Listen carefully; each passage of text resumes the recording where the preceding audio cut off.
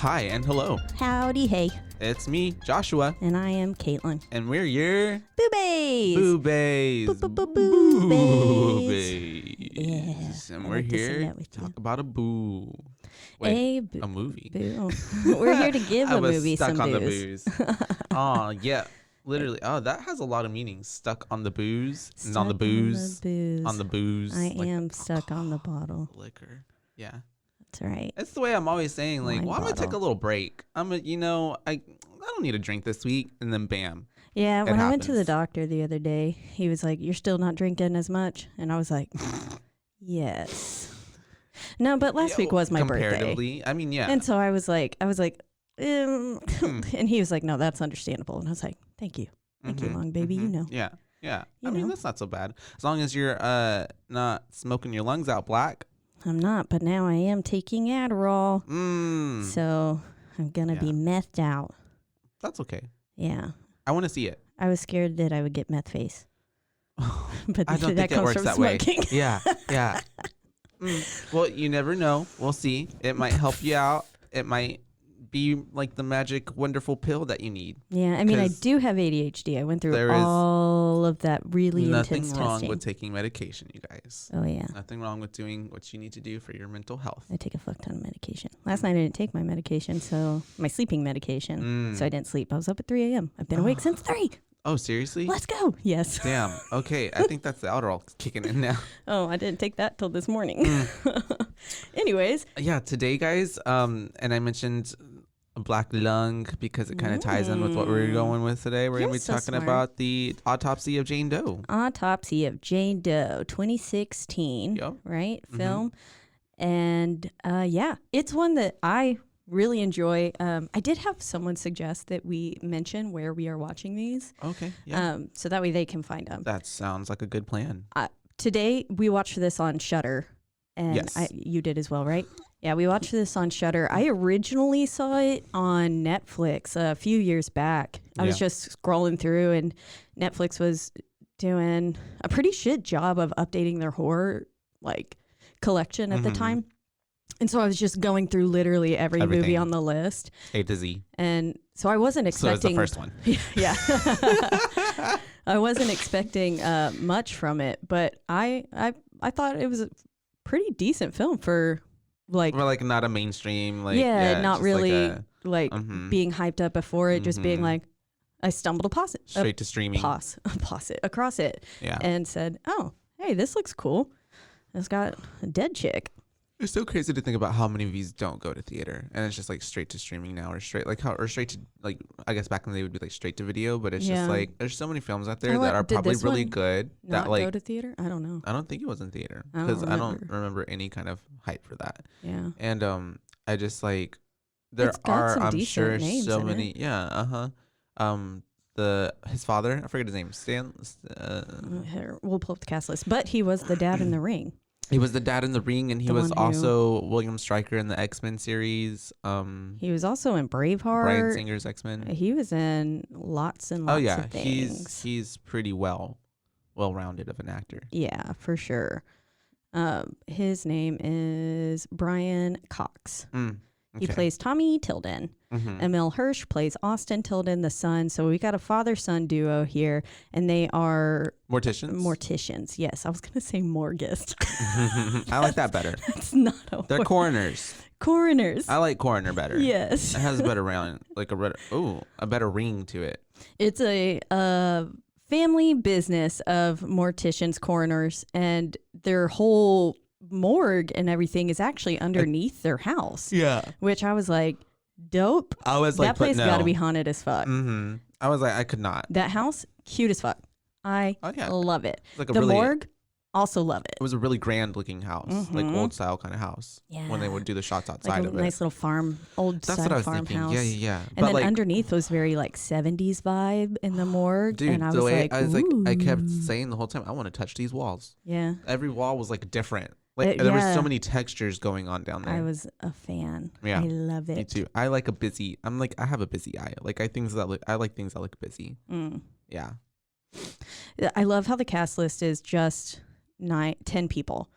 So yeah, I mean it's basically just It is a film. Mr. Brian and Emil the whole time. And then with Olin Kelly, who played Jane Doe. Jane Doe. She was a corpse. Shout out to Jane Doe. Yeah, she did a good job being dead. Yeah, I mean, honestly, like, if I was an actress, and I'm just imagine like her being like, "Mom, I finally did it. I broke into Hollywood. I finally got a role. Oh, sweetie, what's the role?"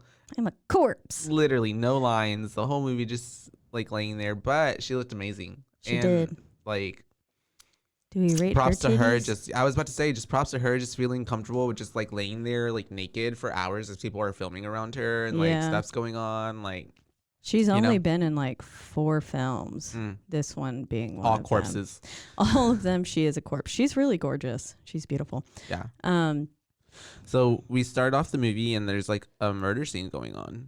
Yes. And we have the cops doing their thing, like I very do like, CSI. I do like the good leaves rustling with the name, and then the sharp transition to what was apparently a serene scene. Just it looked much brighter. Yeah. Then I liked that contrast with the like loud shoop kind of sound, and then it flips, and then we're in. It says Grantham, Virginia. We get a pan of the house, but then it's at a brutal murder scene. Yeah, CSI cops walking all around. That's what I got. Like this to me, like this movie also like it gave me like CSI or like like Law and Order SVU, but like Halloween special. Like, but in a good way, not in a bad way. Yeah. But because it was very much so like the first half of it was. I'm a fan of those crime shows, so I'll take it. And the first half of it, especially with them trying to find the COD, it's just like it feels very like policey, like and then it just like shifts and takes this like paranormal turn. And you're like, you're like nothing normal is happening. Hold the fuck up. Hold the phone. So we have this murder scene. We got coppers trying to check out the place, and they are excuse me for that. They are doing what everybody does, like placing the little numbers around, collecting evidence. Tents. You get to see all the not little bodies, but the bodies, and the human-sized bodies. And it was brutal. Yes, it was like stomachs gouged out kind of thing, and bunch of just real rough shit. I do want to say I really liked the lack of dialogue at the beginning. It goes quite a while before we get that phone Actual call words. With Sheldon. Was that the sheriff's name? I don't remember the Sheriff Sheldon. Yeah, we get the phone call, and it says, "Sheriff, you better get down here." And that was the first line of the movie, I believe. I didn't hear any other talking before then. So I liked that lack of dialogue. It really, I feel like, sets a nice tone, and then it's pretty serious. Because I imagine people probably aren't like going through talking their heads off at a crime scene. It's the way I'm like trying to remember. I'm like, was there not dialogue? But I know like I was speaking over the whole time because I'm like commenting the whole time. I'm like, But yeah, you're right. No, there wasn't until that point. And then they go down into this basement and they see that there's a corpse, rando dead girl. I don't even want to say. And I don't even want to say corpse. It's like there's a body. Yeah, there's a body that's pretty well intact. Like doesn't look like a corpse. It's been buried in the ground too. Yeah, like, and it's like perfectly pristine looking. Yeah, they look. And if you look at it, the layers is like it was deep in there. Yeah, it looked like they had unearthed this body that it doesn't look like it should be as fresh of a body, especially, and like, I mean, we get that as we get to the morgue as we keep going itself. But yeah, then we get the line from one of the people saying there's no sign of forced entry, nothing is wrong. It looks like they were trying to get out. Yeah, it looks like the people were trying to break out. And I said, not so subtle foreshadowing. But hey, sometimes those nail on the head kind of things is what you need. Yeah, and it's not letting you like. There wasn't really kind of any guessing with this movie or like what's happening. It's pretty self-explanatory. Yeah, but it's good. I mean, at first it's kind of like until they uncover the actual story. It's That's true. Oh fuck, okay, what's going on? It's the way I mean, I kind of pegged it from the beginning though. I was like, she's a witch. Like, I don't know why. Like I got two things. I was like, she's a witch. I thought she's the killer. Like she's gonna do something bad. Yeah, that part was very clear. Or I thought cult. Like I got cult vibes. Yeah, I just at first I didn't get witch until the hex bag came out. but I just thought she was a vengeful spirit. Mm-hmm. Who was just, which, I mean, I guess kind of technically she is. Her body was dead, but she not still had dead. brain activity. Yeah. So I just thought she was a vengeful spirit until like the hex bag and then all that stuff like started coming out. I was like, oh, okay. That's called black magic. Yeah. Dark magic.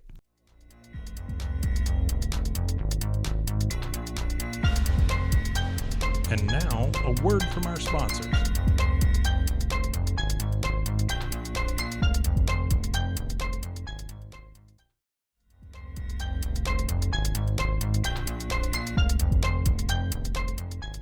But then, so from down there, we get to the morgue and we get all the just cool. We get to take in the cool. Yeah, the scenery of the morgue. The morgue's pretty cool looking. We're like getting to lots of blue tones, but then like nice. There's some pretty dark, deep browns and reds in there too. There's a lot of contrasts. Yeah. And I like how you said 70s. I pick up that vibe. Yeah, like it's definitely feels like it's really dated down there. Yeah. Like it's a time capsule. And I love it. Would live there. And then so I had seen this before and I loved some of the corner mirror scenes. I don't know what that thing is called. I don't know. It's just that mirror that's placed on the corner of like hallways and stuff. Oh, yes, I know what you're talking about now. I was like, what? I didn't understand what you It's said. typically in like hospitals and stuff like that. So you can make sure you're not going to run into someone as you're like rolling a body or something down the hallway is what I imagine they're mainly for. And so like whenever they did this first pan in on the corner mirror, I was like, yes, that's like a subtle nod to one of my favorite scenes. But then they really kind of go overboard on it. We're like maybe 10 minutes in at some point, and then we've already got like 3 pan-ins on that same mirror with really nothing. So they're kind of faking you out a lot. Foreshadowing, setting up, kind of, because I mean, they do come a back. lot of just really blatant foreshadowing again. This movie loves a jump scare. This movie loves a jump scare. And I thought they did a good job For most of them. with them. I didn't think any of them were really The too first one cheap. got me. It's when she comes up to him. Oh, yeah. Yeah. So anyways, we then go to the morgue and we get them in action. We've got Austin and Timmy, right? Is that his name or is it Jimmy? Tommy. Yeah. Austin and Tommy. They're working on a burn victim. And And she looks pretty gnarly. I put crispy. It's graphic. It's pretty graphic, you guys. Yeah. If you don't like, seeing like pretty graphic, like I don't want to say bloody, but like they just look like they're dead. They're in brutal ways. Coroners. They're slicing and dicing. Yeah, and that too, taking out body parts. If you got a weak If you're stomach, squeamish, not the movie for you. I put, thank God I'm not eating oatmeal. And then I put, psych, it looks exactly like the strawberry jelly on my fucking burnt toast. So yeah, I made myself a little like, but I was eating too while I was watching it. So I liked the transition though there, because then they're kind of like jamming out. It's like you can tell that like they're not fazed by this. Yeah, like, they're used to it. This is their normal everyday life. And so they're just going at it. And I liked that transition to kind of that more upbeat atmosphere. Yeah, and then also as they're looking through the burned body, it's kind of giving Tommy's like, it's like a teaching moment for him to he's Austin. quizzing And and also it's just like it really sets up the tone of like the cause of like what you think the cause of death is not always probably the cause of death, because there's always something like secret or hidden, or you got to really like he has a look for line that says everybody has a secret, some people are just better at hiding them. Exactly, yeah. And so that guy's cause of death was not being burned. He hit his head, and then that's he why had he a subdural died. hematoma. That's what it was. And so they found that, and then they were like, oh. So we get, and also it gives me the vibes that he's essentially prepping his son to take over the family business. And as we see a little bit later, Austin's not necessarily wanting that, but I feel like a lot of that was maybe some pressure from his girlfriend. Yeah.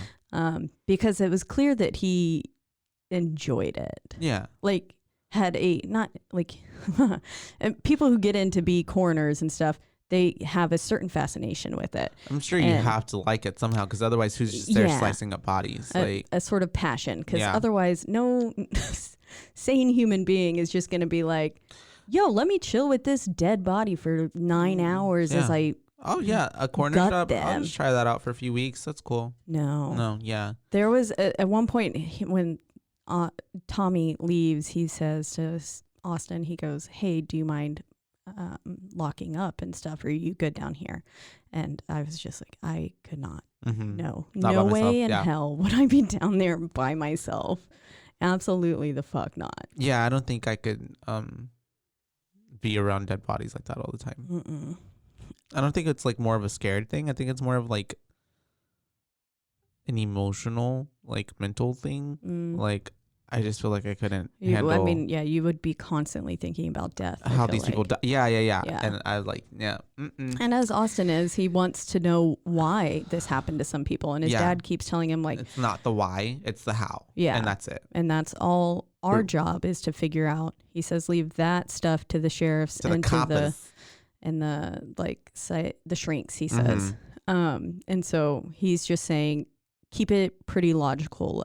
We can't really afford to get some sort of an emotional attachment or anything to these victims. It's just another body. It's just Yeah. like, and it's also like their job, like you said, it's like, is to, because in a way they're like honoring these people, like to try to solve like this is how you died kind of way. And it's like a disservice, I guess, if they try to like spend too much time or like delve deep into one body, because there's so many other people that are dying that need this. Yeah. So, like, you know, so yeah. They gotta keep them moving. Yeah.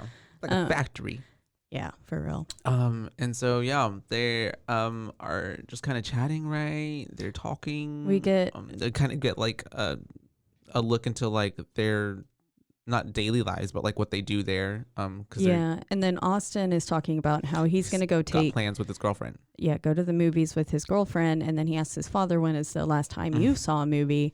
And he says, some girl with Alzheimer's, and he's building him he's building her a house or something. And then The he was like, the Notebook, which I thought that was a pretty funny Little callback. thing. But it's super important because it gives you it's the first kind of mention of their mother being, or Austin's mother, Tommy's wife, being deceased. Because he's like, I took your mom to go watch it, right? Or something Yeah. like that. And so you can tell that like they're not talking about her in a present tense. And so that was like one of the first mentions. And then we don't really get the full story until later on. But it's, I feel like, kind of important, I guess, to note that maybe I don't know. And it just builds more to the character. And like, whenever we do find out that she's dead, like how much he's still like not really okay with it. With the dad, Tommy, he's still kind of grieving. Yeah. Because it's only been 2 years, so we find out. And I mean, 2 years to get over your lifelong Tommy, partner. Get like, over it. Well, that's basically what Emma says at one point. Yeah. She's like, it's been She's 2 years. And I very said, Billy Loomis. fuck up, shut the fuck up, Billy Loomis. That's exactly what I said. Yeah. I was like, do not be, Anyways, I love how right after this, there's a scene with, I forget what Austin's doing. He's doing something, but then the cat comes in. oh yes. But before that, the dad goes to leave. He does go out. And I think that it's important to note, like, so he goes past the elevator and then he goes to the other way out, which is through essentially a storm cellar door. To the outside. Which is going to be a big part of this film. And I put even there, I was like, that's a sketch ass way to get out. Like, nah, fuck that. Yeah. Only 2 exits. Yeah. Yeah. And one of them being something that could possibly Malfunction, the elevator. Yeah. Yeah. And malfunction. And the cellar door. Cellar door. And apparently there's a big sycamore. Yep. And so essentially, again, they are underground. It's setting the scene. It's letting us know like it does a good job of setting the scene and letting us know like the different rooms and the fact that there is only those 2 exits. But yes, then the kitty comes in. I put, a kitty. Yeah. Well, that's what I said out loud. His name was Stanley. Yeah. He's such a cute kitty. And is bringing a present. Yeah, it's a little dead mouse. I think it was Rat. Oh, Rat. It It was pretty big, wasn't it? Yeah, it was huge. Yeah. That was a rat. The tail was like a lot thick. And then Austin's just like, Dad, Stanley found another one. And I was like, look, he's just giving you presents. Yeah, and I think it's like that's what they think you're hungry, so they're like trying to feed you and because they think you're starving because they never see you hunt. Yeah, exactly. So it's actually a really like special like sign. Yeah, like, it's like I bought you snack. Yeah, here's chicken nugget, and they're always like so proud of it, and so it's a good sign when your animal brings you that. I would be very upset, but. It is. I just imagine like having to pick that up. He picked it up with his bare hands, like willy nilly, and then I was like, well, I guess he does like literally play with people's intestines. So I guess for me, it was like it would be like a trash bag on my hand, paper towels, line up a bunch of paper towels over it, so I don't have to feel the body of it, and then it was like anytime I had to pick up vomit too. I had to get so many paper towels so I couldn't feel it. Oh, I know. Or feel the warmth. I know what you mean. Anyways. And so but now we get your first scene, and then we have a jump scare with the girlfriend, Miss Emma. And yeah, she got me. I put dick ass girlfriend scared him. I know. It was funny. Because it really does a good job of leading you up, and you're like, oh fuck, is something gonna happen? Yeah. And then it's again, I've said it many times before. Fake out. I love a good silly jump scare where it's not something scary. Because then you're just like, oh, I can't believe I just jumped at that. Literally. It wasn't even a ghost. I yelled at the TV. And so, yeah, Emma comes. That's his little girlfriend. She, I guess they're at this point, why did she show up? They were supposed to go out to the movie. That's right. I'm so sorry. Yeah. They're supposed to go watch the movie. But then she starts exploring. She goes into the coroner's room where all the dead bodies are. Yeah, and she says, "You visited me at work, so now I get to visit you at work." And he was like, "You work at a bookstore, like, not in a room with fucking dead bodies." He's and it's trying to protect her, and like he doesn't want her to like see something that she shouldn't see, or she thinks she's ready for it, but she's not. And can't unsee. I'm just like, this girl want to see a dead body. Yeah, she did. I was like, what does she got? Like, she have like, all the thoughts were running. She's a necromancer. Oh my god, she's necrophiliac. Oh my gosh, what is she? I feel like she wants to do it over the dead body. Oh, okay. No, I just got that she was curious. Nah, it's just my mind was because ridiculous. I feel like if I was in that situation, I'd be a little bit curious too. I'd want to see it. Yeah, I would want to see it. I don't know if I'd want to uncover like someone whose face was blown off. But yeah. Yeah, I don't know, man. Anyways, so she's going and she's saying, I want to see one. And Austin's like, no, like my dad's pretty strict. And then all of a sudden Tommy's back down there and he's like, try me. And so he's essentially he's being and he's egging dad. it on. Yeah. And he's just like, wants to give her a good little spook. And it's the way that he keeps making these silly faces and like, he was just having a good time. And so I thought it was a kind of fun scene. And so they end up opening one of the doors. We see one person that has, they died of some sort of. Oh, the older lady? Yeah. I can't remember. I don't know if it necessarily. It's something with an M, but I don't know. It was on the tag? Oh, it said it in I saw it in the subtitles. They said it real fast, but I don't remember what the fuck it was. But then she's like, I don't want to see that one. I want to see the one that's in here. And well, this lady's eyes and mouth were sewn shut, which is, I guess, is that something they do? Maybe they did that there. I don't know about that, but yeah, because it didn't seem like she was like, the thing that they said sounded natural. All of our coroners and morticians and morgusists listening, please let us know if that's a normal thing that you do. Because I guess if you're gonna, I was thinking you would only do it if you were going to maybe cremate, but then why the fuck would that matter? Yeah, because it's gonna burn. Unless they had to remove stuff from her. I don't fucking know. And it's an open casket. I don't know. Maybe it had no relevance and it was just to make the movie spookier. Yeah, it was. That could be it. But yeah, she says, I don't want to see that dead body. I pointed to this one. And Austin had intentionally picked the one next to it. Yeah, because he knows what was on that one. This body was pretty roughed up. It's the way though the whole time I'm like, I want to see it. I want to see it. I want to see it. And then, so it's a body and they're trying to tell her that like this guy shot himself in the face. And so. But then really he didn't. He was actually poisoned. And then they attempted from the angle, they attempted to make it look like he shot himself, but then they found as we said, everyone has a secret, and he found the That guy's trace of strychnine in his system, and it showed that he was actually already dead before his face was blown off. And someone tried to make it look like a suicide. Yeah, and that's the way she's like, but why would someone do that? And once again, he's just like, we don't do that. Yeah. He said, you sound like your boyfriend here. But this is one of my favorite parts, I think, throughout the whole film is, I guess, back in the day before they had really good ways to tell whether or not somebody is dead, was actually dead, like kind of like a Romeo and Juliet or thing. someone comes back alive, fogged mirror kind of thing. Yeah. They said it was really difficult to tell between a comatose patient and a actual dead person. So they would tie a little bell to the toe in the event that it started moving again, and it would be like, ring, ring, I'm still alive. You should have brought a bell. Bring out your dead.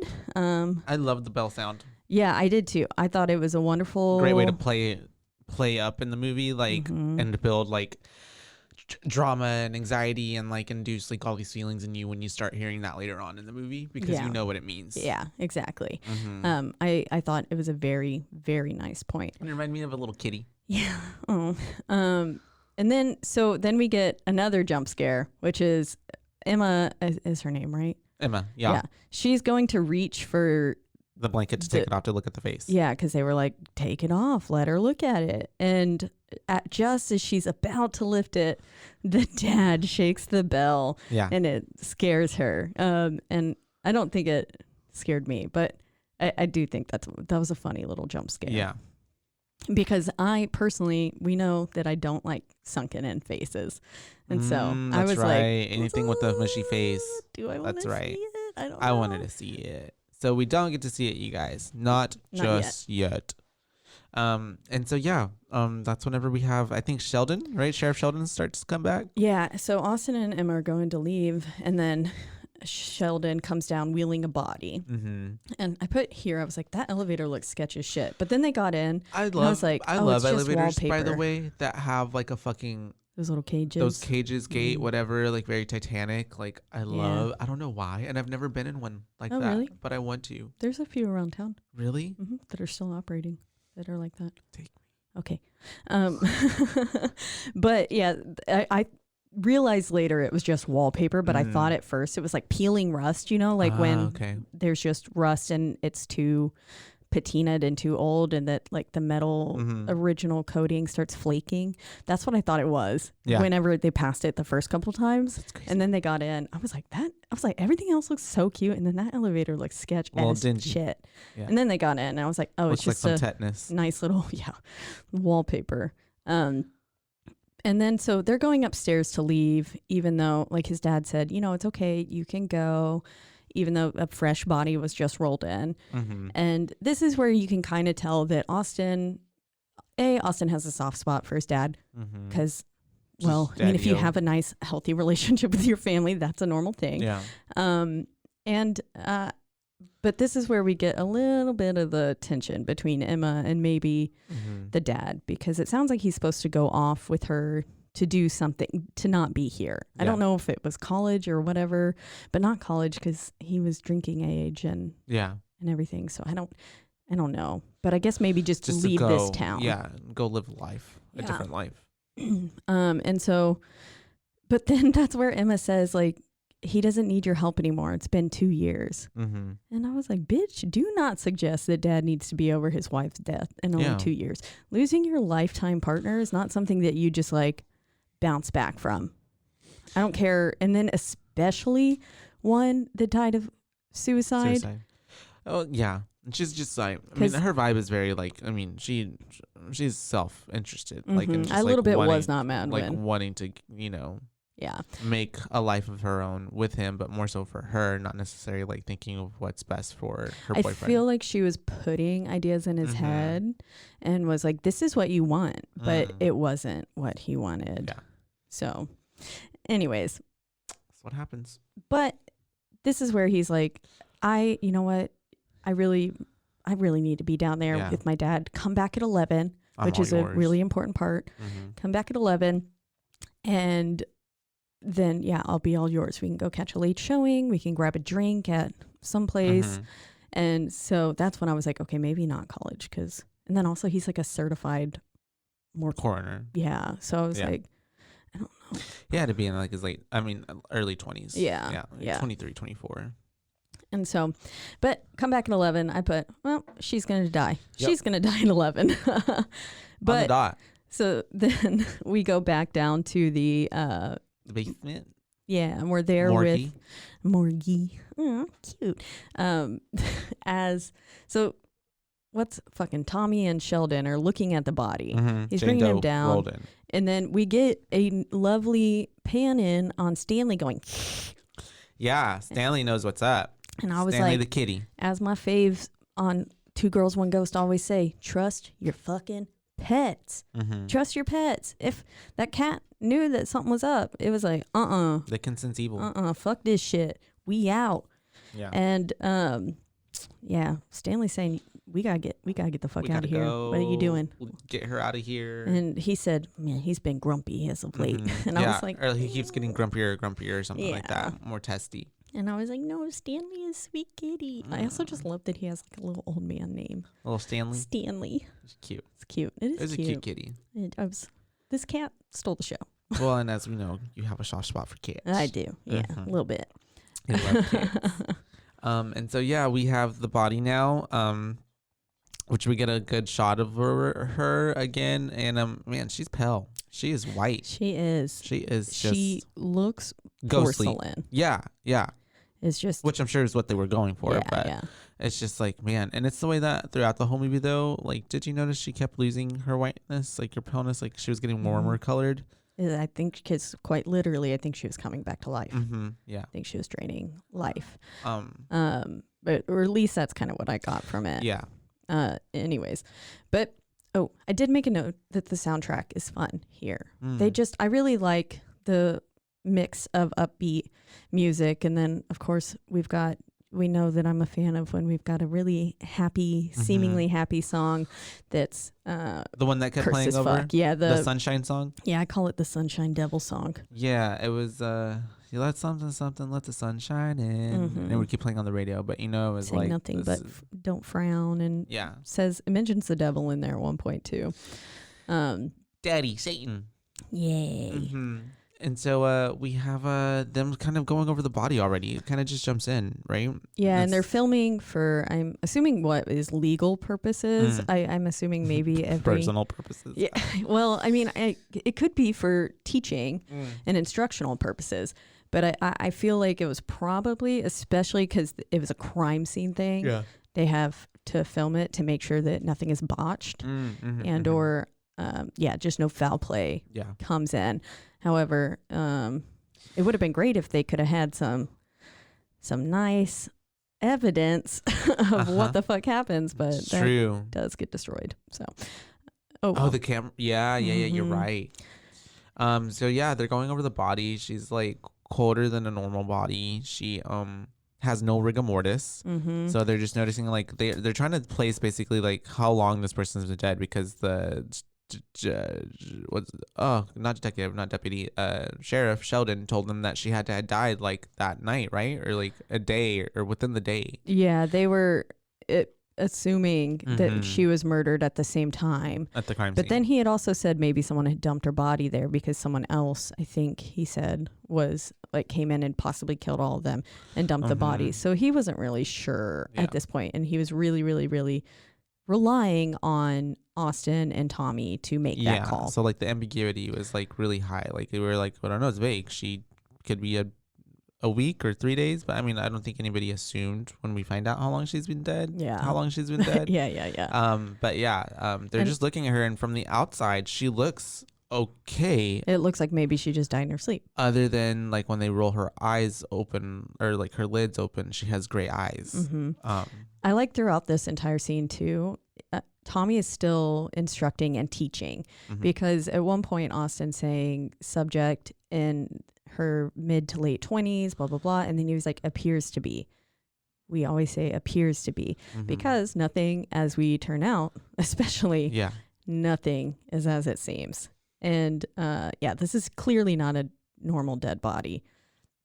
I like when he opened the eyes and then the dad looks and he goes, oh, was not expecting that. Literally. I was like, that's kind of funny. They're great. Because, yeah, it was weird. And then they keep, as they're going through and stuff, yeah, her wrists and ankles are completely shattered. It fucking, when he was pushing on her ankle and you could just see the bone shard. I was like, ugh. At first I thought like, oh, there's something in there. And then he's like, no, that's her bone. And I was like, oh, ew. I thought maybe at first it looked like it was just like mushy, like her skin was like super elastic or something. And then you see the actual like shape of something under there. And I was like, oh, and then he said like her bones and her wrists and ankles are fractured is what he said. And then Austin comes back and he goes, no, those are shattered. Like legit. And but then we get the first hint as to where she is possibly from, because there is peat under her nails, both her fingernails and toenails, and it's all in her hair. And they said like she was buried in it. I don't necessarily know what peat is. I'm guessing it's some sort of soil, a specific that's what kind. I'm thinking, like for gardening or something. Yeah, because he said you could get it at the hardware, some like a garden nursery, store, a nursery. Yeah, I was like, I know there's a fucking word for it. And I love how they kind of give you context that he knows what he's talking about, because earlier in the film, when everything's kind of starting, I think, or some point, they're doing a shot outside of the house, and there's a greenhouse. Did you notice that? There's a greenhouse. Oh, okay. Yeah, so he knows his plants and all that. Yeah. He's an all around really smart man. And so they have they find it, and he's like, well, she either is from up north or from like that nursery kind of thing. And someone went and bought this and buried her in it. And he was like, but the only place it naturally occurs from around here is north, in the northern area. And so then they're, continuing to go through. He opens her mouth and we find a fly. No, I'm sorry. I'm jumping the gun. That's her tongue is cut off. Yeah. A crudely severed tongue. Because he goes, maybe Austin is saying maybe she overdosed and bit the top of her tongue off. But it's the way that it was like.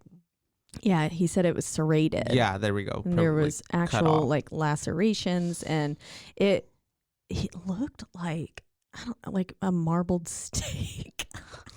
Yeah, I could see that. That's what it looked like to me, because it did look funny. Yeah, I remember I was making a comment on it too, but I can't remember the comment. I guess I've never it was like it was dried or had been cut off for a long time. And it was weird. I don't know. But yeah, pretty creepy. And so yeah, it's the way that a lot of this is like we said, if you're squeamish, like maybe don't watch it, but also do watch it. Oh, maybe he said, ooh, I wasn't expecting that to the tongue. It was at some point he did say that out loud. Yes.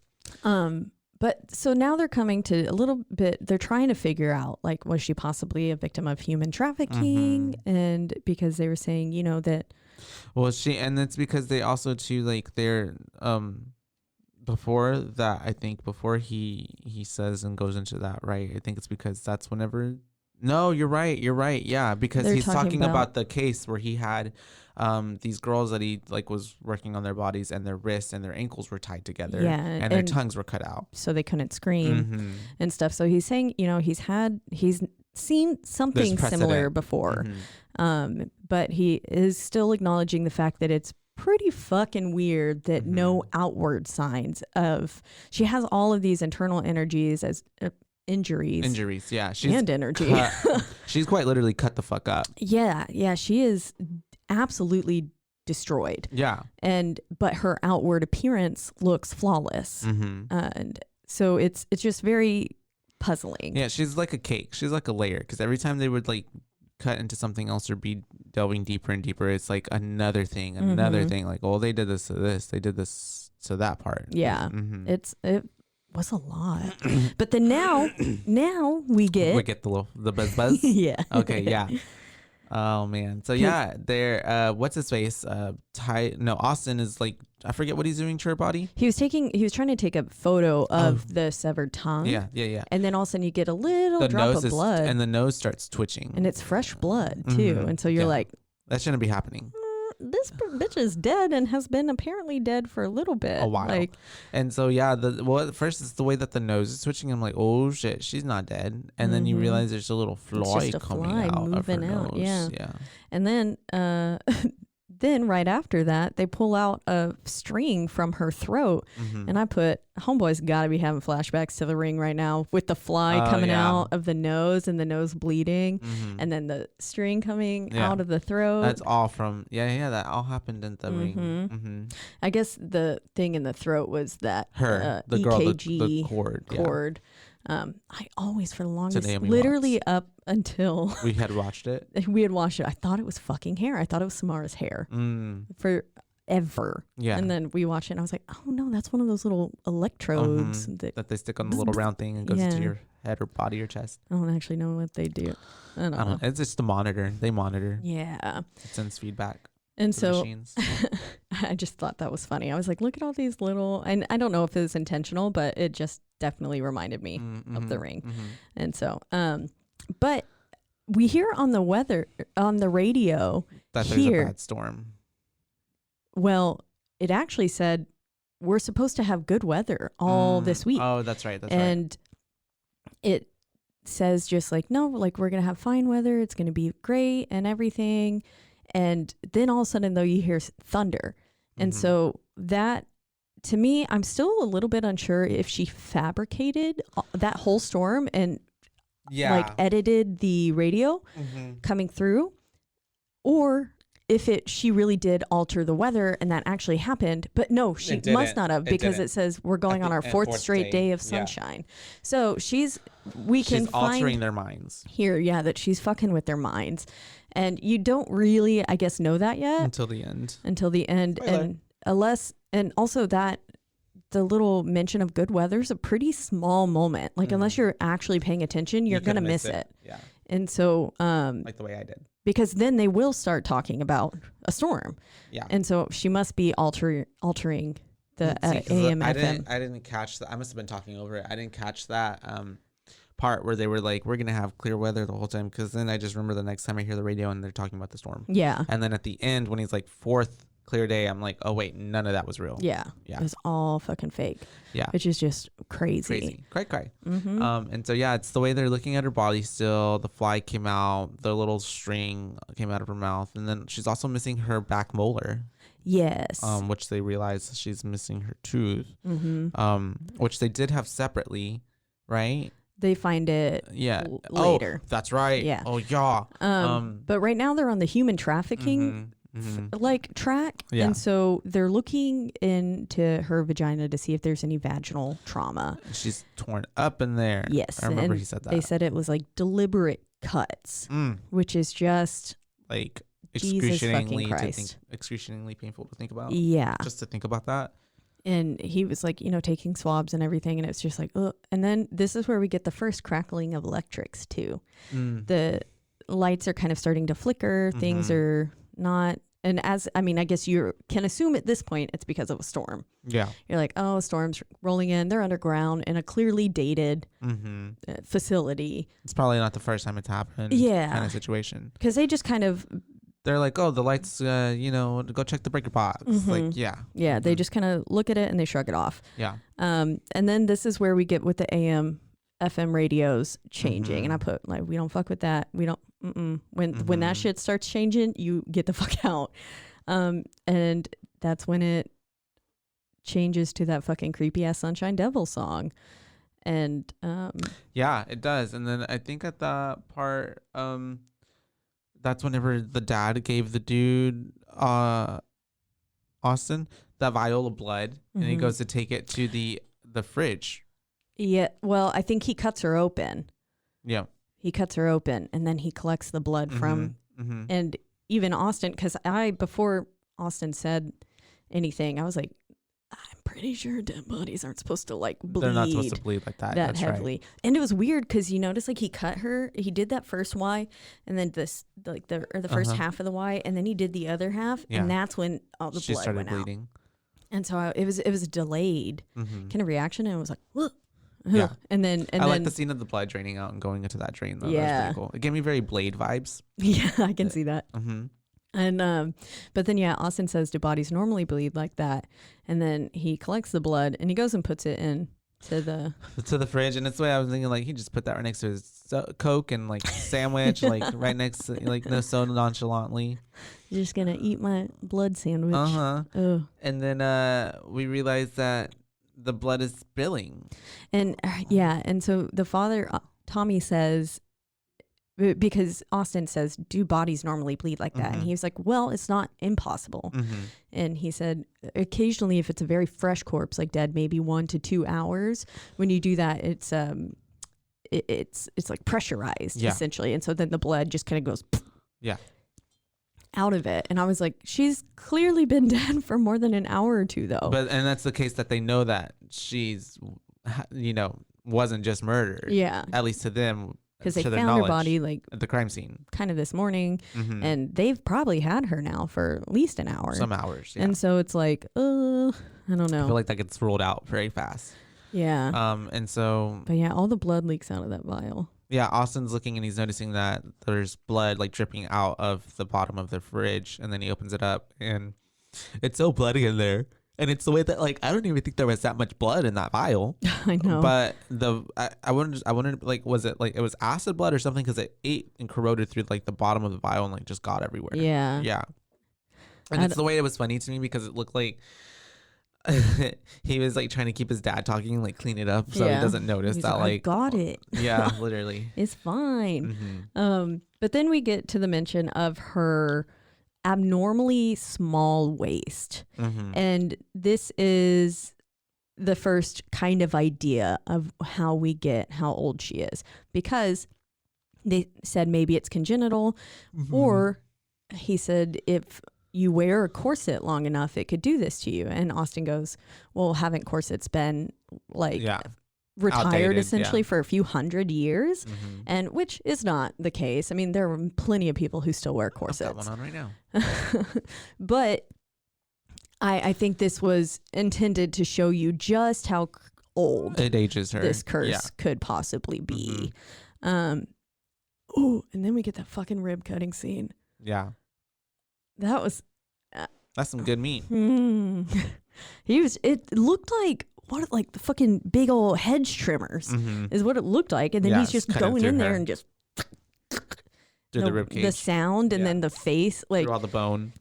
Because they really kind of pan in on the father's face as he's doing it, and you can see, like, whenever you're trying to cut through something relatively strong, and then that like snap, and where your body kind of jolts with it. Yeah. It did a really good job of showing that, and I was just like, ugh. And then like at one part, I think the whole breastplate just kind of pops off. The practical effects on this movie is really good. Like from the beginning to like when we saw those first couple bodies like in the morgue, and then like her body and all the stuff that they end up doing to it and pulling out of it.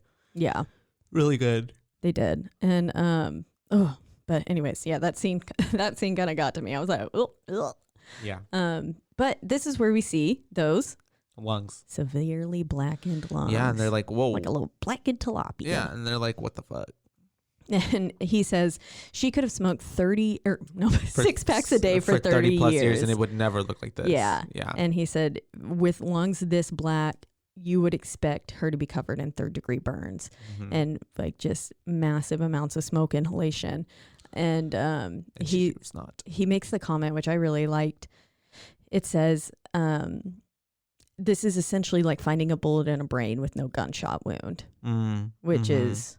which I guess is not entirely impossible. Like one could have healed over it. I'm pretty sure that's a thing. If like you survived, I'm pretty sure there's been stories of like people living with bullets lodged in their brain.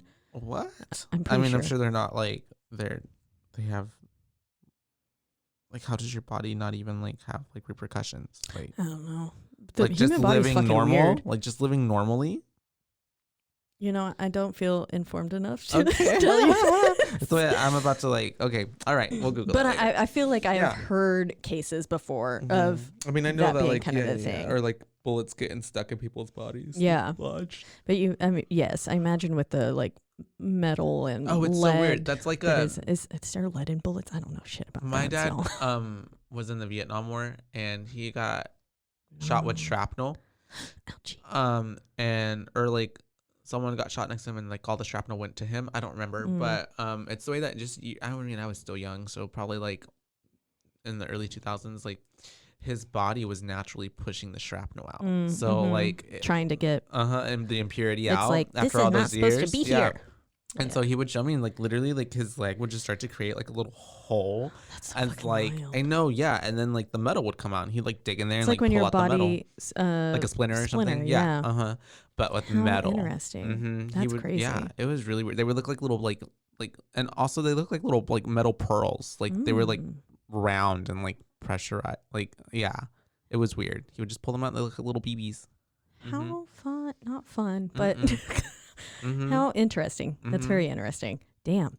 But moving along, her internal organs we find have also been all cut up. She's got like significant scar tissue everywhere, which you can see, like, you know, if you've seen someone who's got a lot of cuts on them or something, or was in like a bad accident, something like that, where they've got plenty of little minor cuts on them that, well, I guess weren't minor, because if they scar the way and push up like these ones did, that must have been a pretty deep wound at some point.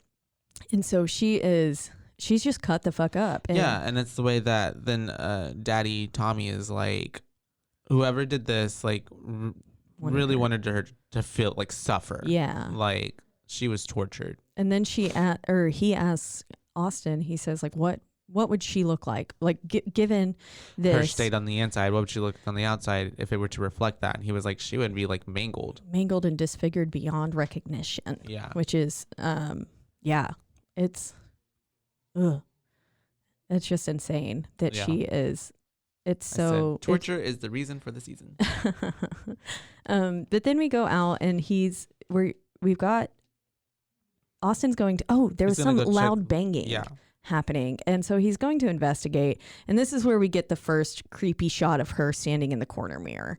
He like sees something her and he's like, what the fuck? And then he goes around the corner and nothing's there, but he keeps hearing, like, we've got a really nice kind of eerie and spooky, and it's building a lot of suspense, because we're looking through kind of each door, and we're not sure, but we're still hearing a sort of banging, and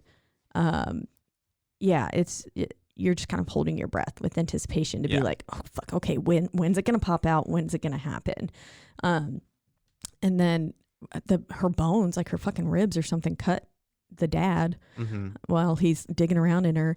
But then Austin walks into this fucking dark room. It was pitch black in there, which he then turns on a lamp. But I was like, but they're in the basement. There's a storm going on. The lights are flickering. Pull out at least something. A flashlight.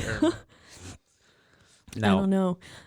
But yeah, so he goes and he turns that on though, and he's hearing something in the air vent, and so something was moving up there, and it kind of spooked him. At this point too, in between that, isn't that the dad cut his hand? Yeah, that he cut it on her bones. On her bones. Yeah. Sorry. And then, but yeah, so he's looking up there, and he's standing on a chair, because how else are you gonna reach an air vent? And but yeah, he's looking in there. He's really listening in, and you can tell they're trying to really draw you in at this moment. They want you to get scared. Yeah. And then something's like kind of scurries past really fast, startles him, knocks him over, and then he looks through the like shelving, and he sees a human, and then it turns out to just be his dad. Yeah. But I wonder if at first it really was. It probably was. Yeah. A daemon or something. A daemon. The witch. And so there, he looks back into the air vent, the shaft, and it's we hear a little whimpering. And it's Kitty. It's Stanley. Poor baby. Yeah. I had forgotten about this part. Stanley was, I guess, attacked or like somehow like receiving these. He was like gutted. Yeah. His inside. It looks like he got like bit by a dog, and they thrashed it around. Yeah. He was pretty fucked. Like there was no saving this pet. And so dad has to break his neck, which sad to see. Yeah. My head like physically went like I couldn't watch it. I bet. It was just so sad. The poor baby. And then it's he kind of wastes no time putting him right into the Yep. oven. Right into the I was about to say kiln. Right into the what's it called? It's a kiln. Crematorium, Yeah. The, where they cremate. the oven. Yeah. I just called it an oven. Yeah. Yeah. It's a kiln basically. Yeah, I mean, it basically is. And so yeah, and that's the way I'm like, oh, that's the way he burned his wife. Like, Yeah. I feel like it had to be because he was so mechanical. Yeah, and then he's like, I need a moment. Yeah. Or I need a minute. Because I was like, this has got to be some sort of trauma or shock Triggering. response right now. And then I was like, at least he asks for a minute. Because I was like, damn, Dad is like he's a little too logical right now. And I guess I can probably understand too why he didn't pick up on maybe his wife's suffering. Yeah. A little bit later too, because he is we're just looking at the facts. Yeah. Kind of thing. Analytical. And we're not asking all the questions.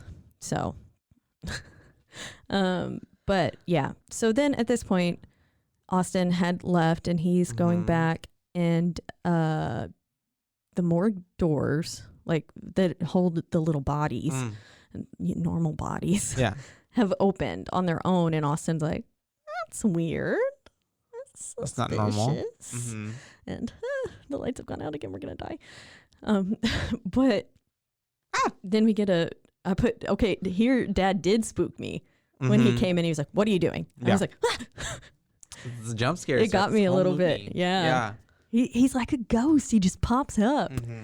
And so it's like half the movie is just his dad scaring the shit out of us. Everybody. But then we could roll credits because they then go back to the autopsy and he goes, this is stage 3 of the autopsy of Jane Doe. And so we got our title card. Literally. And I was like, yeah, finally. Nice. But they're continuing to cut through her and they find something inside of her. The flower. Yes. I forget the name of it. Jimson weed. There we go. And it's a paralyzing agent. But, I mean, who the fuck's using flowers to paralyze people? It sounds like a very 17th century thing to do. Yeah. But not a... Because like this 21st. Day and age, it'd be like, there's a roofie in her. Yeah, exactly. Something like that. Or strychnine or something. Yeah. And so, but they pull out an entire flower and... Still intact. Just like still, And I think it's the way that... Is that when it's mentioned like her acid should have like, her stomach acid should have... So this and the peat means this is, again, another thing that comes mainly from up north. And then they continue digging and, they find a little baby hex bag inside her. I'm not exactly sure where they pulled this from. I don't know if it was her stomach or if it made it to her intestine at this point. I think it was stomach because that's when he starts saying like her stomach acid should have like ate all this up. He was like, it's really amazing that it's still intact. Perfect.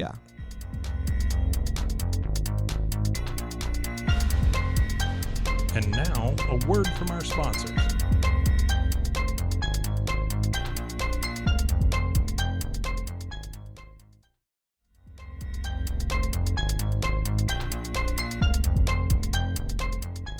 And so inside this hex bag is her missing molar, and it's basically just like a printed cheesecloth at this point, and it's got shroud. Some weird not engravings, like, but ritualistic like letter markings. Yes, markings. That's the word. Something. Yeah, it's like in a different language, but not. And they are seeing. It's kind of it's like a puzzle.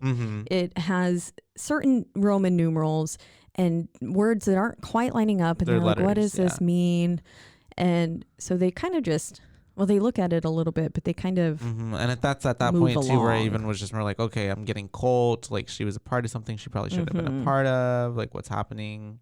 And they're saying this looks almost like it was a human sacrifice. Well, essentially all the hoops they had to jump through to do all this shit to her, because this was with intent. This was not like, oh, let's just willy-nilly do something to this bitch. Like, no, they fucking fucked her up. They went and had her suffer. And then we get another changing of the stations. Yeah, the radio station. It's some sort of it's so creepy song or a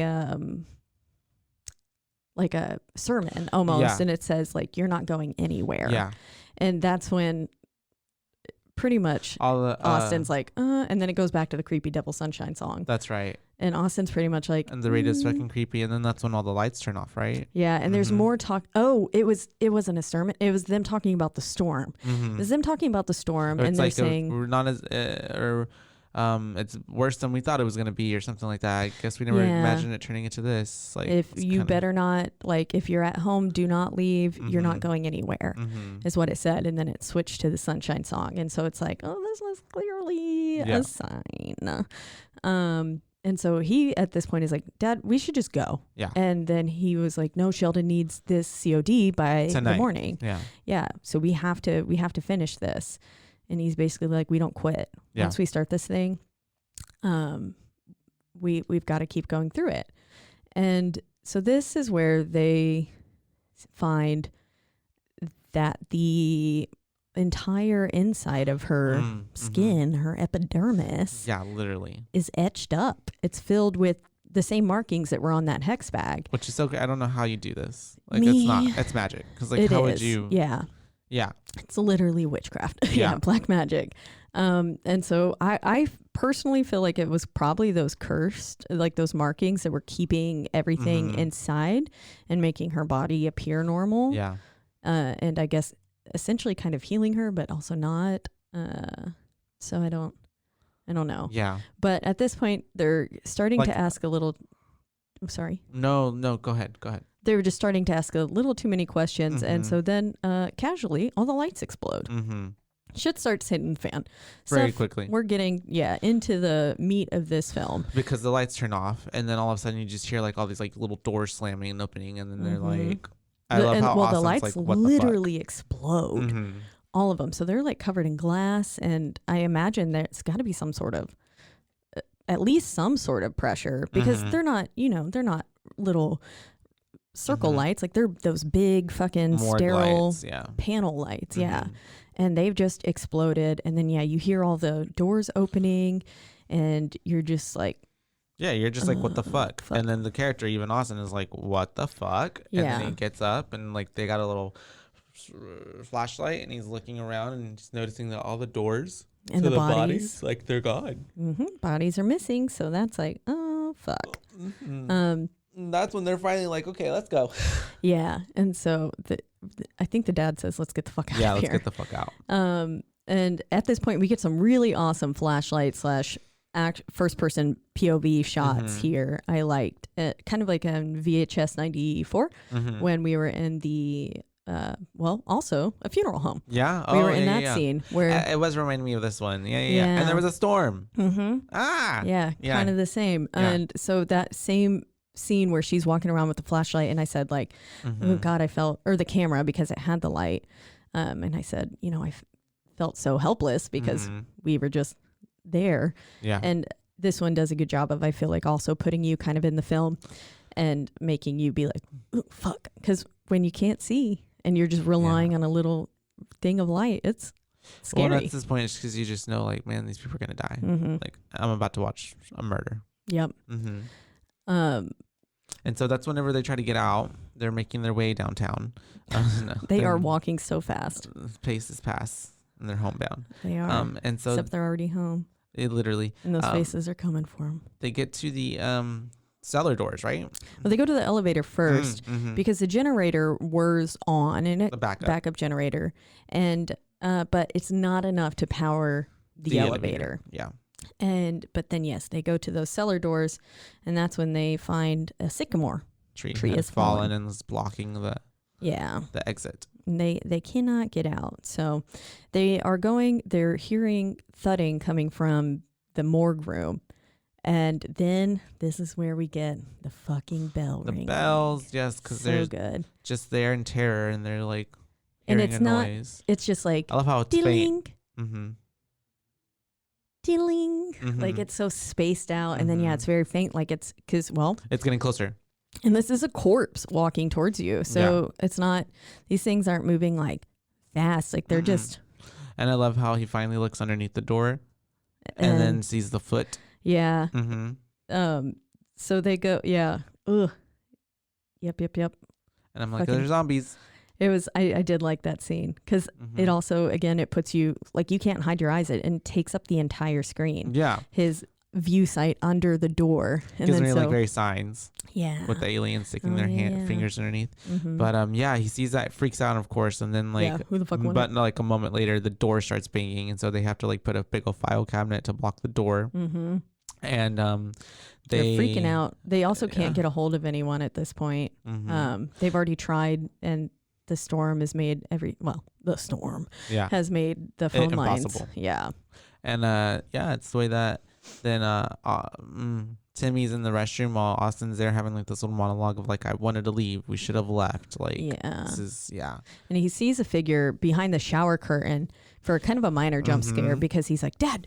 And then Dad opens the shower curtain. There's nothing there. But So then it's like, Dad gets attacked. yeah, something like pulls him in and slams the door shut.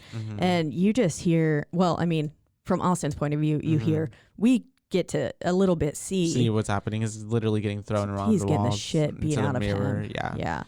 And then as Austin is finally allowed in, he's talking with his dad and like checking out his injuries, and like it looks like his ribs were fucked up. Yeah. Got some and- internal bleeding for sure. Yes. And then he says it had her eyes. And so this is really at one point I guess this is where Austin finally like really says, I told you we need to get out here. And I was like, boy, this is not the time for I told you so's. Yeah. Like your dad just got seriously fucking beat the shit out of, and it's like, yeah, okay, well, clearly, we tried, but it seems like no matter what, at this point, you were fucked they from would the have never, beginning. yeah, they would would have have never made gotten it out. Yeah. And so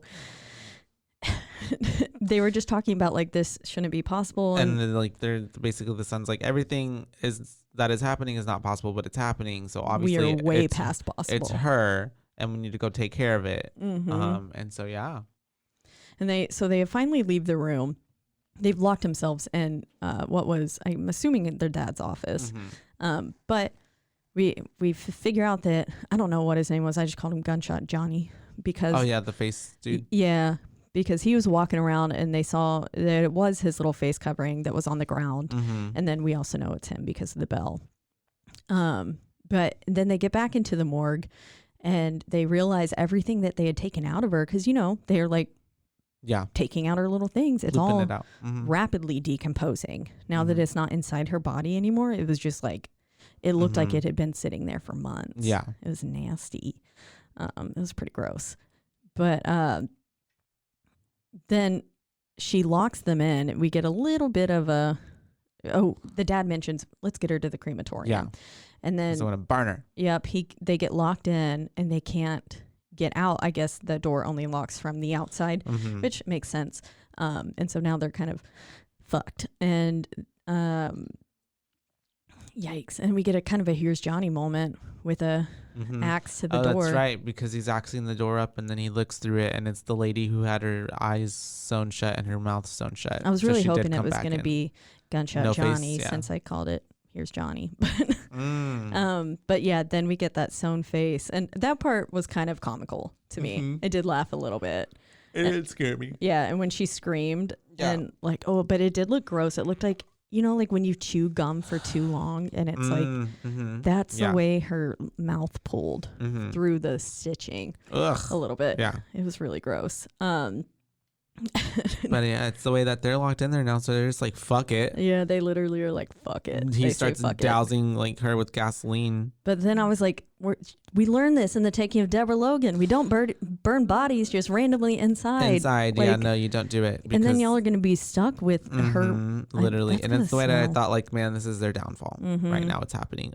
But anyways, they set her on fire. And it's the way that her body just like turns into like a supernova. Yeah, Like, just it starts Goes burning. up to the ceiling. And then the ceiling catches on flames and everything around them. Everything And is they on have to fire. they have to get the little extinguisher to like put all the little witch smoke And fire out. with that amount of fire, I was just like, I thought, is like, that yeah, extinguisher going to do shit? how are they even going to? I feel like no. And she didn't burn. Yeah, she didn't. Everything said and done. Her hair didn't even singe. Yep. During all of this fire, too, we get to see that conveniently all the evidence is destroyed. So all of the photos showing her being cut open, anything like that, were burned. The video recorder was completely burned. anything like that. Yeah. There's essentially no evidence that they even opened her up. Yeah. As well as we find at the end. Mm-hmm. But yeah, no evidence left. And yes, of course she's fucking fine. And then we hear the elevator ding, and I was like, that's true. Time for the girlfriend to die. Because I was like, I know this bitch came back. And then so they're running, they're trying to get out. I had forgot about her, and so whenever they're running and they're trying to get to the elevator, because like the elevator's working, so they finally get to it. Trying to get in, of course, the cage is like not closing, because that'd be too easy, right? And then it's the way that while this is all happening, they're getting stalked and chased down by the dude with no face. Yeah, or what they assume. Yes, who they think it is, and because they're hearing the bell walking towards them, and that's what they're seeing. Yeah, because this is where we get to see his face, and it's pretty rough looking.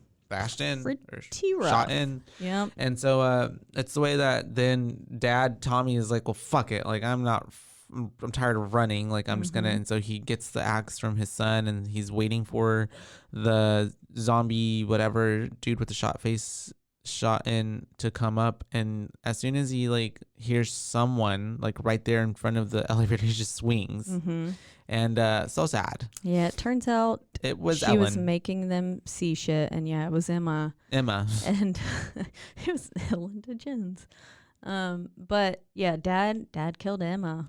It was pretty sad. Austin, it was pretty sad to see Austin like break down. Yeah, because he was like, "Oh shit," and he just kept saying like, "Oh no, oh no." And then it was nice to see the dad cry there, because so much up until this point, he had looked very just like, again, robotic. Yeah, not almost as if he was devoid of emotions, apathetic. And so I could see that.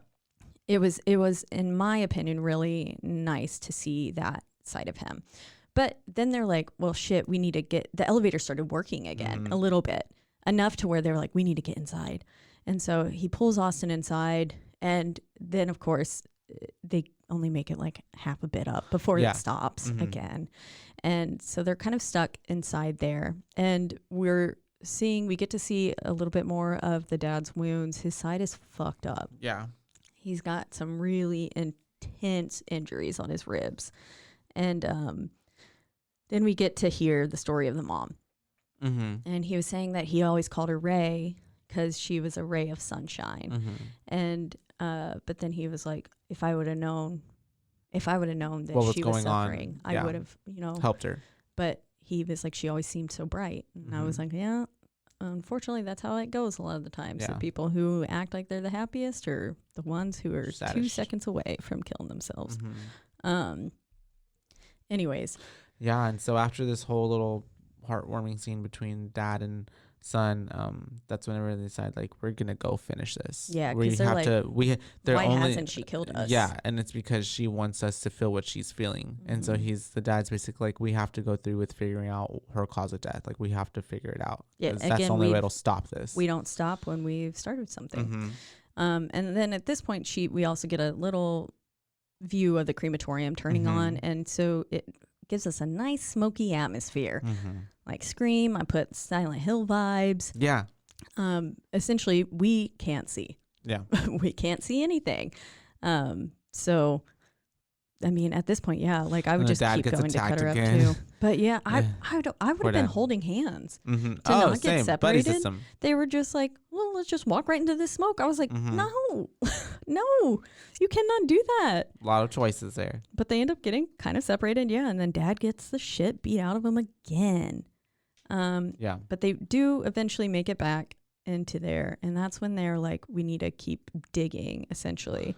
And that's when they start to get into her skull. Yep. Ew. When they pulled back the scalp and like that and put it over her face, I was like, ooh. Yeah, it was. And then gross. when they started cutting into the brain, I actually thought it was pretty cool though. Yeah, it's mainly the skin flap that kind of freaks me out. And when they put it back on, it looked like a wig. Like it looked like how you put a toupee, a wig on. It didn't look fake, but it's just like the way that it settled on her scalp again. It looked like how it does when I put a wig on. I don't know. but gross. Yeah, and So- it's the way he gets like he cuts her brain and gets like a little piece of it and puts it in a little slab of meat. little dish and looks through it and through a telescope, right? A microscope. Yeah, microscope. And that's whenever he can tell, he's like, there's activity going on here. Like Yeah. the reason she's not, we can't find a cause of death is because she's still not alive. technically dead. Yeah, she's still alive. There's and that's brain activity. whenever still the occurring. sun is like, her heart is literally like outside of her body. How is she still alive? And Like, he's what do you like, well, mean? there's some energy that's keeping her going on, but that's some demon shit. Yeah, literally. And so then this is where they put together Austin kind of accidentally folds the cheesecloth, that's right. the shroud thing. And it's a Bible verse. Yeah, it's Leviticus 24:27 or something like that. Yeah, I think it's 2027. 2027. And then there was the Roman numerals. It said 1693, and so this is where the dad gets a Bible, and of course this is a verse about being a witch. A witch. And 1693, she's from the north. We've got They put it together. They think she was part of the Salem witch. Salem witch trials. Yep. And She's even a the witch. dad's like, there was not even a real witch in the Salem witch trials. It was just young girls who were falsely accused and like, and you know, wrongfully murdered. Mm-hmm. And so then this is where dad starts putting it together, and he's saying like, would a ritual performed on an innocent create the exact thing they were trying to destroy? Because you know, she wasn't hung or burned alive at the stake or drowned like many of them were. She had all of these other things done to her. Yeah. And then now what they did to her is in turn keeping her alive. So that way she can torture other people, kind of get her revenge. as revenge. Yep. Curse. And so they're going through, they're kind of figuring out the dad's ribs look fucked. Again, he pulls up his shirt and it is just black. And I was like, yeah. And it's the way at this point that dad knows that like, we're not going to get out of here.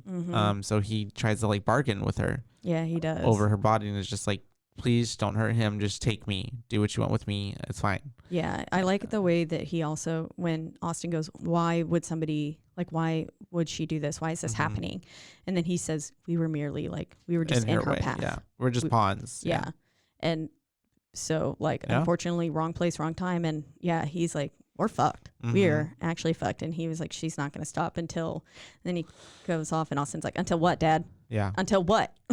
Like, fucking say it. And I was like, it was until y'all are dead. And that's whenever the dad is like, do what you want to me. And then she kills, like she starts getting all I'm this. assuming he's having some sort of cardiac arrest. That's what I thought too, or because something. of, I guess, but all of her like wounds and stuff are getting inflicted on him at this time. It's basically transferring all of that to him. Yeah, because she's healing as he's dying, like feeling everything that she felt. His bones are snapping, his wrists are snapping. Oh, that his was eyes are turning gray like hers. Yeah. And he's basically at this point Austin has realized like, oh shit, something's happening. And the dad starts to beg for a mercy kill. Yeah, he's trying to reach for a knife and he's like, please just kill me. And so as all this is happening too, her body is sealing back up. And it's just like a little zipper. And she's getting just more going right back together. To her color, her eyes are turning less gray. Yeah, they were brown. And so I guess she was like coming back to life and draining their life, making her come back, or I guess just essentially getting power. And then, yeah, so he kills his dad, or, mercy kills. Him, Yeah. And I I would want to be dead at this point. Yeah. If I were Austin, like I would just look at this bitch and be like, fucking kill me. Yeah. And right there's now. no other, and it's the way that at this point he starts to hear, right? Yeah. He hears Sheldon yelling like, hey, I'm up here at the cellar door. We're going to get this tree out of the way. We're going to come get you. Yeah. And at this point I was like, he's not really there. I think I knew that the first time. I was like, fuck, this is an illusion. And so then we start hearing him sing that song again, something about come let the sun shine in. Yeah, because he's saying like, open the door. And Austin's like, open it. And he's like, I can't. And he said, open it up and let the sun shine in. And it goes into the song and it's like, ooh, fuck. Not over yet. And that's when Austin was like, oh no. And then and there's a little foreshadowing of a little banister that's like broken or damaged or not working well, and he hears a little bell and he turns around and it's his dad behind him in this newly ghost dead body form, and it scares him, and he falls back and breaks his neck. We love good horror film where literally no one survives. No one is alive. I mean, the cops the are, way, but he would have never, and yeah, because at this point I'm like, the son is going to get blamed for all of this, like if he would have stayed alive, like the murder of Emma, his dad. Yeah, like there's no explanation. Like, how do you explain any of that? Yeah. And so but man, Austin was so damn close, but and then that's when you get to figuring out that like this was the 4th straight day of sunshine. The storm was never real. It was all a giant hallucination. Yeah. And that would explain why like they ended up killing Emma, because they thought they were seeing. Because at that point too, I'm like, why wouldn't they hear her being like, "Hey guys, hey, where y'all at? Hey, it's me." She was manipulating their surroundings so much that they didn't even register it was her. I mean, they honestly could have been dead from the beginning. Who knows? And like all that wouldn't have been possible, but it was just all in their head. It's wild. Like most things are. Yeah.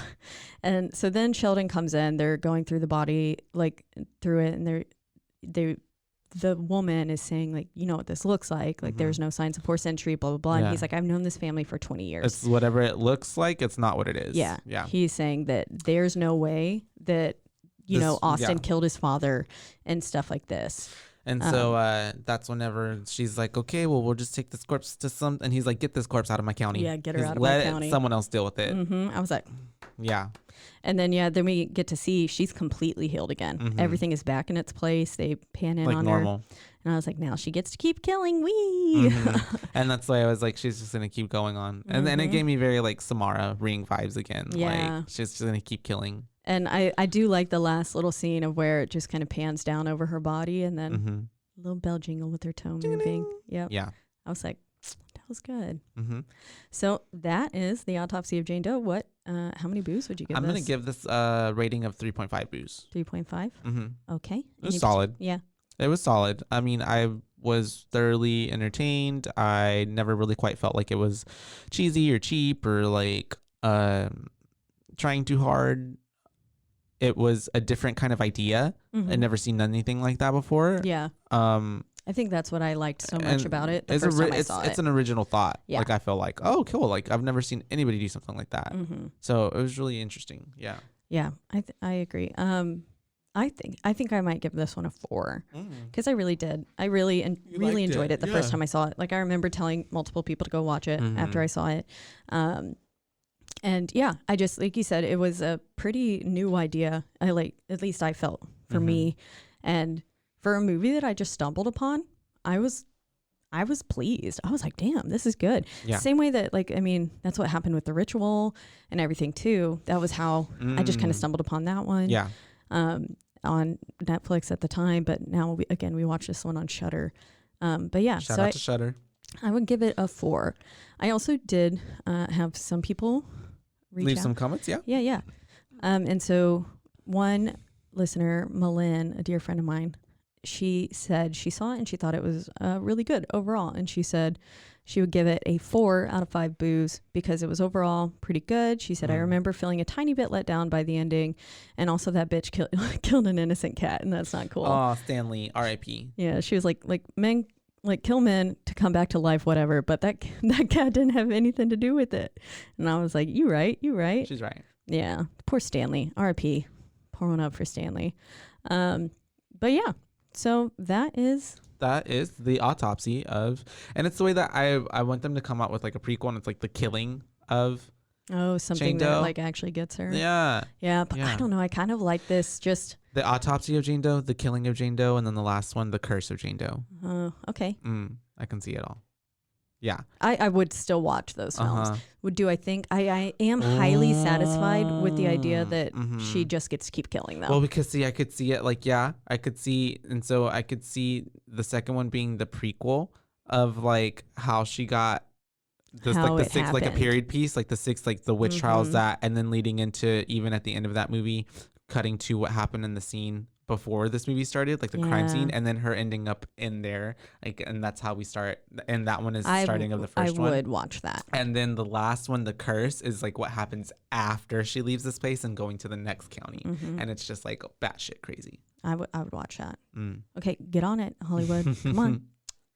God, we give you so many good ideas and you never listen. Yeah. How rude. Once again, you're in the lovely Rogue Media Network studio. That's right. They always take good care of us. Very well. They get up at the ass crack of dawn on a Sunday. We are on stream us please wherever you'd like to stream your favorite podcast. You can find us on so many platforms. The main ones being Apple and Spotify. That's right. And if you're listening on there, please don't forget to rate, review, and subscribe because that's literally the only way we can go anywhere. Tell us if you love us or if you hate us. Yeah. But really just more so if you love us. Yeah. We're sad people. You can also find us on exactly one social media platform if you want to let us know how you felt about certain films.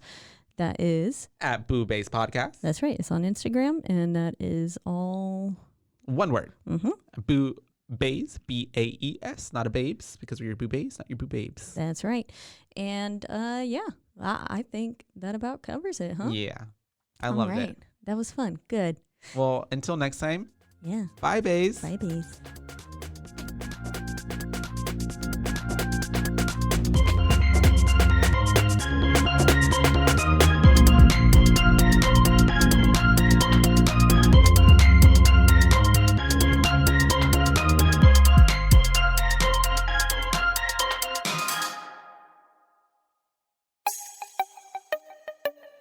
This has been a Rogue Media podcast.